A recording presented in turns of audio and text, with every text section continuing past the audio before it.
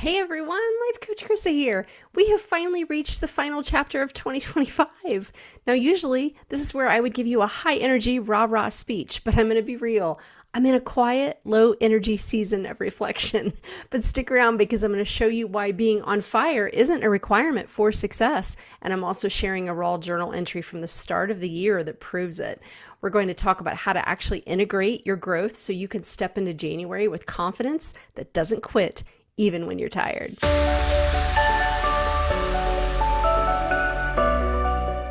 Hi everyone, welcome back to my channel. This month has been all about integration and New Year preparation. And today's topic is going to be exactly what you need to redirect your mindset.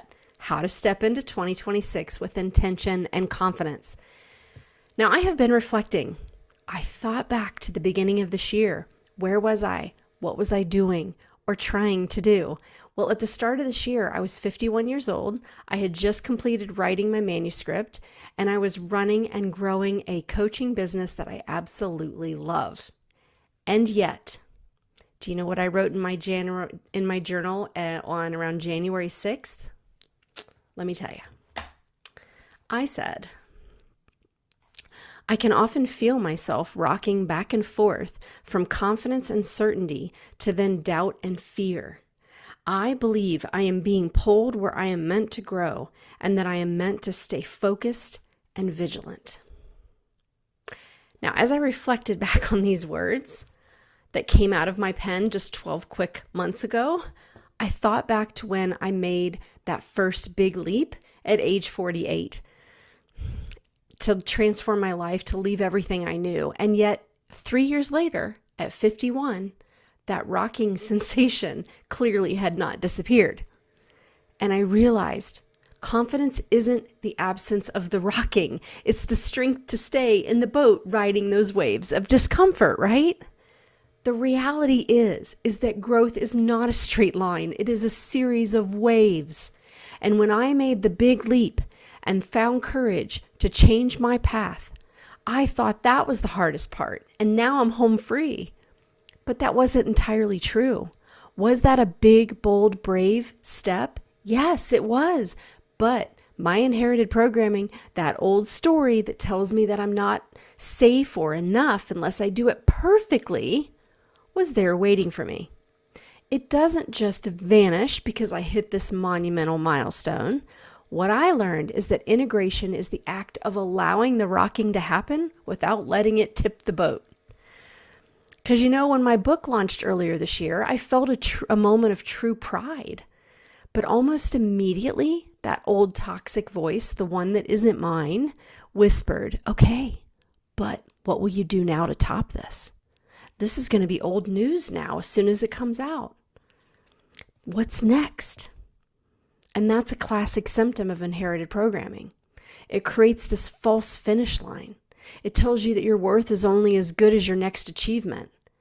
And if you don't catch that voice, you will spend all of 2026 running a race you'll never win. You'll spend your whole life running that race.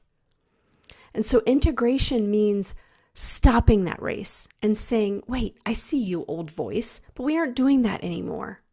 I am allowed to exist in the gain of what I've already done. That is the only way to recover and build energy for what is next.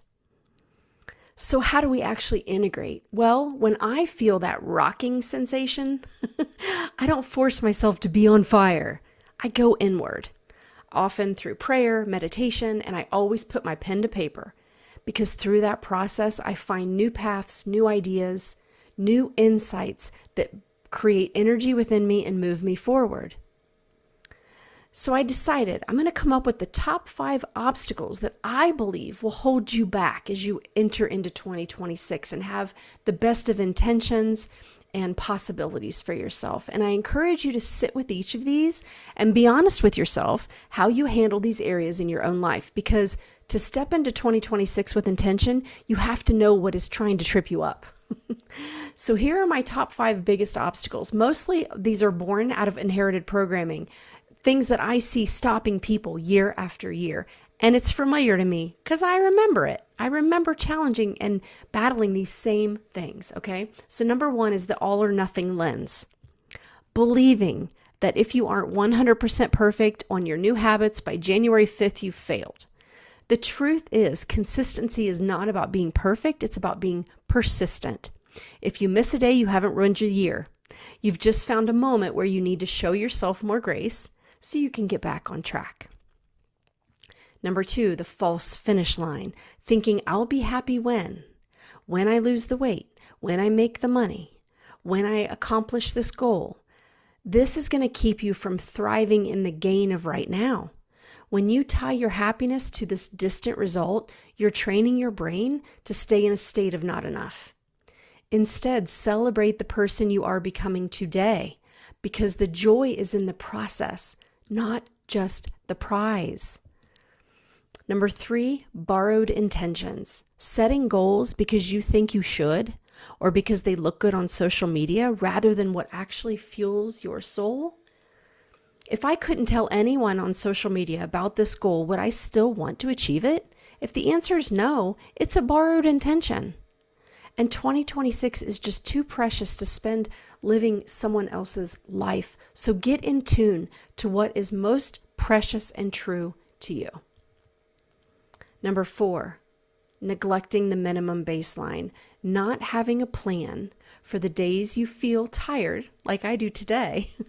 You need a minimum baseline of action that you'll do even when motivation is at a 0. A minimum baseline protects your momentum. It's the difference between quitting entirely and keeping the promise to yourself, which is exactly how you build trust with your own mind.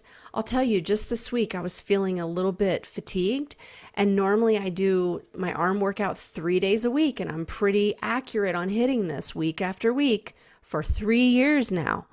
But I decided that rather than push myself to do the 3 days a week, I was just going to do 2.